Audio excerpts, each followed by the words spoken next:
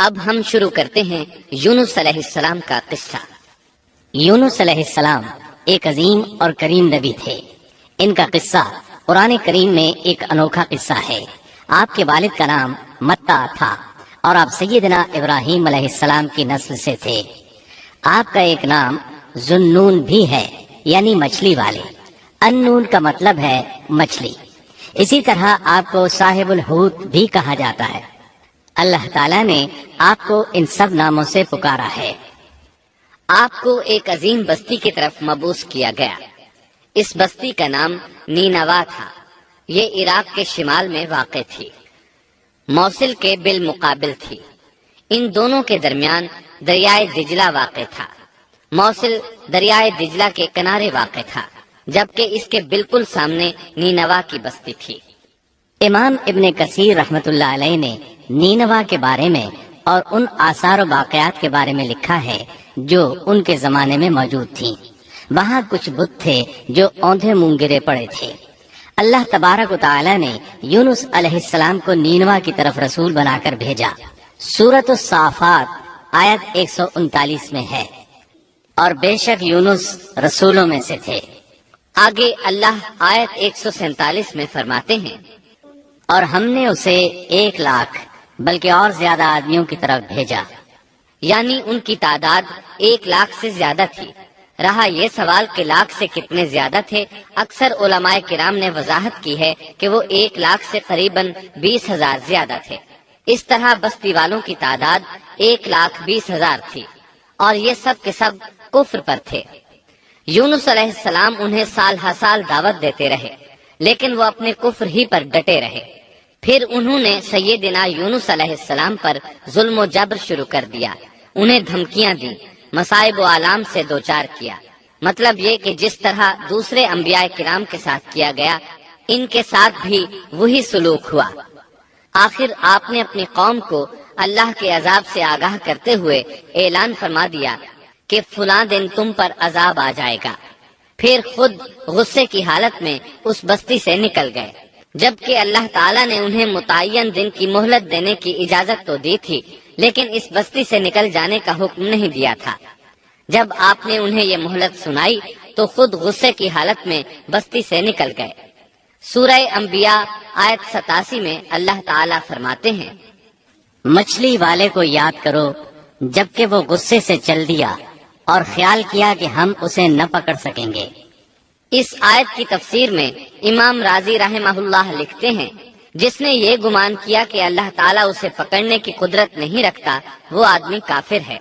سیدنا امیر معاویہ رضی اللہ عنہ سے روایت ہے، انہوں نے سیدنا ابن عباس رضی اللہ عنہما سے کہا، آج رات قرآن کریم کی چند آیات کے معانی میں الجھ کر رہ گیا ہوں۔ مجھے کوئی راستہ سجھائی نہیں دے رہا کہ اس الجھن سے کس طرح نکلوں۔ مجھے بس آپ ایسے نظر آتے ہیں جو ان آیات کا مطلب بتا سکتے ہیں۔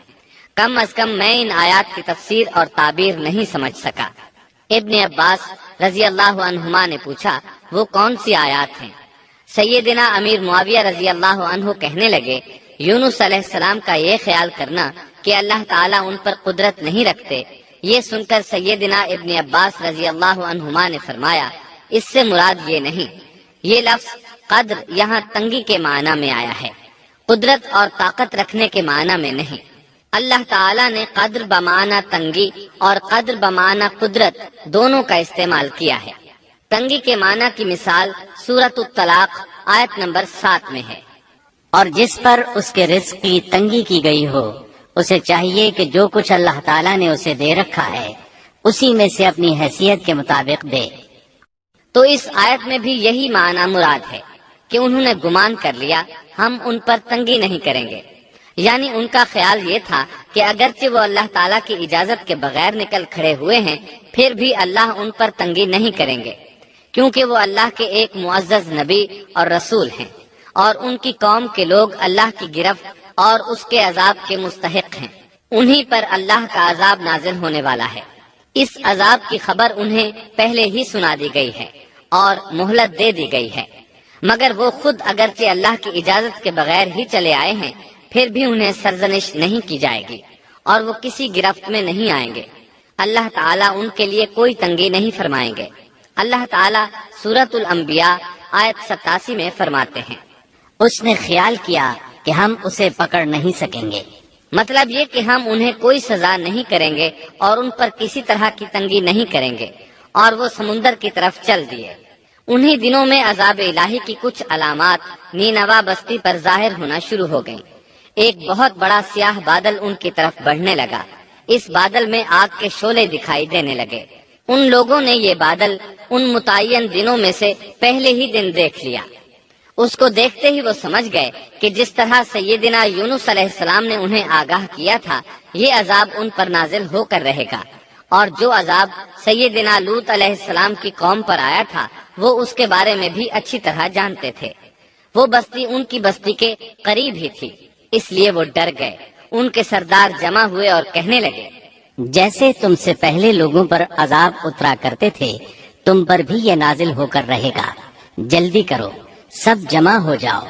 چنانچہ انہوں نے اس بات پر اتفاق کر لیا کہ سیدنا یونس علیہ السلام نے بالکل سچ فرمایا تھا۔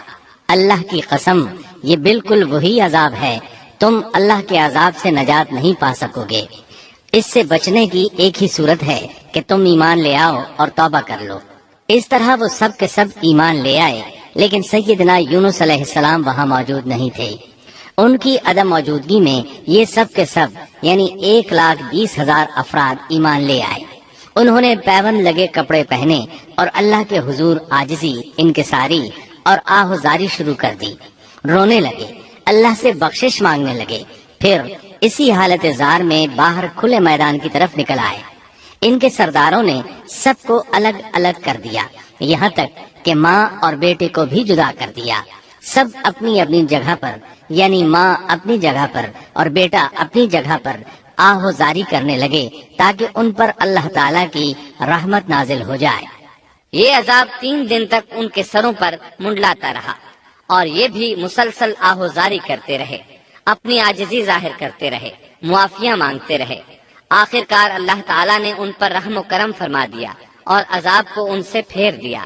اللہ تعالیٰ سورہ یونس آیت 98 میں فرماتے ہیں، چنانچہ کوئی بستی ایمان نہ لائی کہ ایمان لانا اس کے لیے فائدہ مند ہوتا، سوائے یونس کی قوم کے۔ مطلب یہ کہ سابقہ امتوں میں سے کسی کے بارے میں یہ سننے میں نہیں آیا کہ پوری قوم ایمان لے آئی ہو۔ تمام بستیوں میں ایک بھی بستی ایسی نہیں تھی، بس ایک یونس علیہ السلام کی قوم ایمان لے آئی۔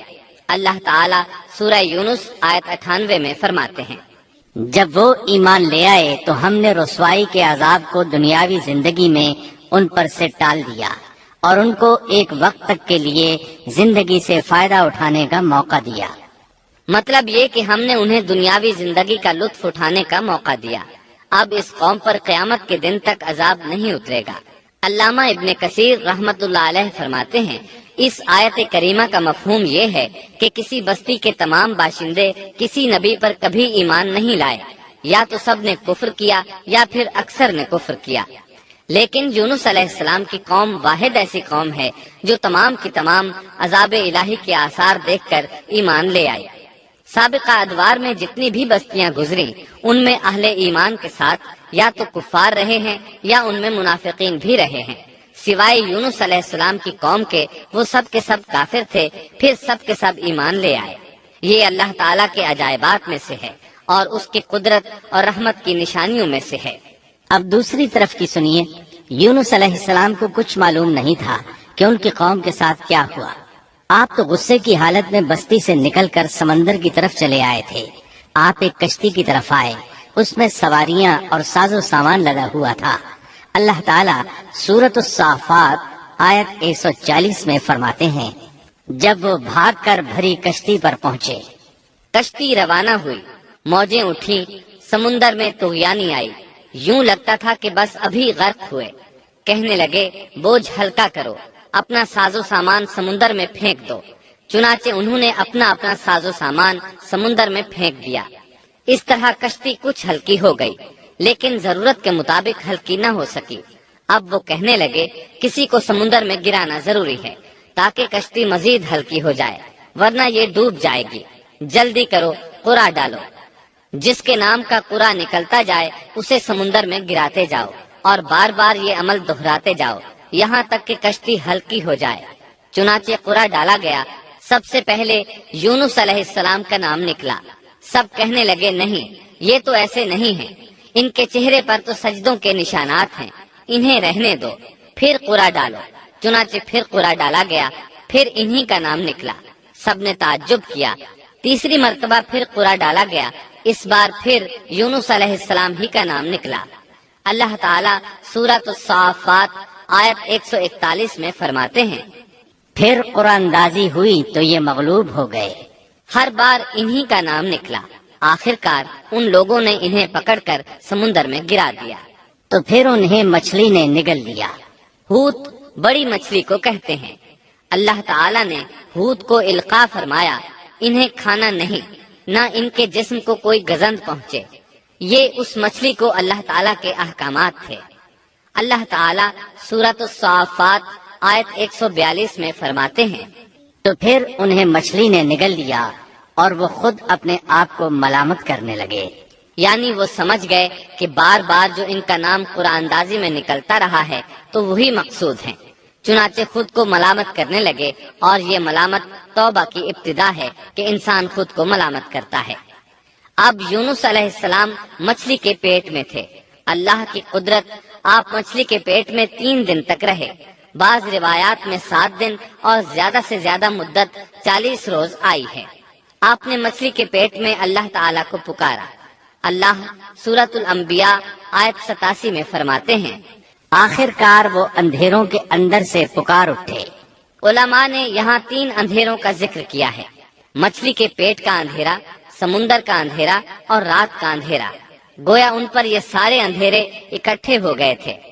اللہ سورۃ الصافات آیت 143 اور 144 میں فرماتے ہیں، بس اگر یہ پاکی بیان کرنے والوں میں سے نہ ہوتے تو لوگوں کے اٹھائے جانے کے دن تک اس کے پیٹ ہی میں رہتے۔ مطلب یہ کہ اگر آپ اللہ تبارک و تعالیٰ کی تسبیح نہ بیان کرتے تو مچھلی کے پیٹ ہی میں رہتے۔ آپ نے دعا نہیں مانگی بلکہ اللہ عز و جل کی تسبیح بیان کی۔ روایات میں یوں بھی آتا ہے کہ جب مچھلی آپ کو سمندر کی اتھاہ گہرائی میں لے گئی تو آپ وہاں آبی مخلوقات کی تسبیحات کی آوازیں سننے لگے۔ گویا اللہ تعالیٰ نے انہیں القاء فرمایا کہ آپ بھی تسبیح کریں۔ اللہ سورۃ الانبیاء آیت 87 میں فرماتے ہیں، بلاخر وہ اندھیروں کے اندر سے پکار اٹھا کہ الہی تیرے سوا کوئی معبود نہیں، تو پاک ہے، بے شک میں ظالموں میں ہو گیا۔ چنانچہ یونس علیہ السلام نے اس تسبیح کے الفاظ کو یوں ادا فرمایا۔ امام احمد، امام ترمذی، امام نسائی اور دیگر ائمہ رحمہم اللہ نے یہ حدیث نقل کی ہے کہ یونس علیہ السلام کی وہ دعا جو انہوں نے مچھلی کے پیٹ میں مانگی تھی وہ یہی ہے۔ جو بھی مسلمان یہ دعا اپنی کسی حاجت میں مانگے گا، اللہ تعالیٰ اس کی دعا ضرور قبول فرمائے گا۔ یہ دعائے مستجاب ہے، مقبول دعاؤں میں سے ہے۔ اسی دعا کے بعد اللہ تعالیٰ نے یونس علیہ السلام کو اس پریشانی سے نجات عطا فرمائی۔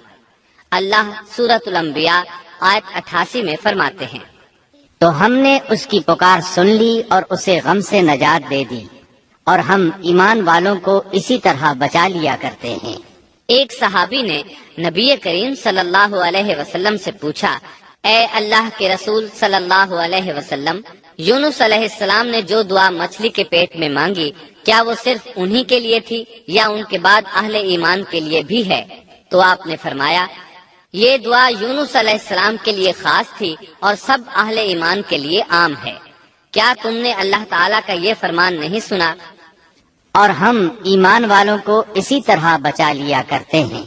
جو بھی اس دعا کو پڑھے گا اللہ اسے رنج و غم سے نجات دیں گے۔ ایک قول کے مطابق تقریباً 40 روز آپ کی شب و روز یہی دعا رہی۔ اس مدت کے ختم ہونے پر اللہ تعالیٰ نے آپ کی دعا کو قبولیت بخشی۔ مچھلی ساحل پر پہنچی، انہیں کنارے پر ڈالا اور واپس چلی گئی۔ اس بات کو اللہ تعالیٰ نے سورۃ الصافات آیت 145 میں یوں بیان فرمایا ہے، بس اسے ہم نے چٹیل میدان میں ڈال دیا اور وہ اس وقت بیمار تھے۔ آپ وہاں اسی طرح لیٹے رہے۔ پھر اللہ کی قدرت سے آپ کے قریب ایک بیلدار درخت اگا، جیسا کہ سورۃ الصافات آیت 146 میں ہے۔ اور اس پر سایہ کرنے والا ایک بیلدار درخت ہم نے اگا دیا۔ اس کدو کے درخت کے متعلق مورخین کا کہنا ہے کہ اللہ تعالیٰ نے اس درخت کا انتخاب اس لیے فرمایا تھا کہ اس درخت کے پتے چوڑے ہوتے ہیں، ان کے سائے میں انہیں ڈھانپ دیا گیا تاکہ ہوا سے اذیت نہ پہنچے، اس لیے کہ ان کے جسم سے جلد اتر گئی تھی۔ پھر اس درخت سے خوشکن خوشبو بھی آتی تھی، اس خوشبو نے انہیں فرحت بخشی۔ پھر کدو کی خوشبو میں ایک خصوصیت یہ تھی کہ حشرات الارض کو دور رکھتی ہے۔ اللہ تعالیٰ نے انہی خصوصیات کی وجہ سے اس بیلدار درخت کا انتخاب فرمایا تھا تاکہ آپ ہر طرح کی تکلیف سے محفوظ رہیں۔ یہ ہے اللہ کی قدرت، سبحان اللہ۔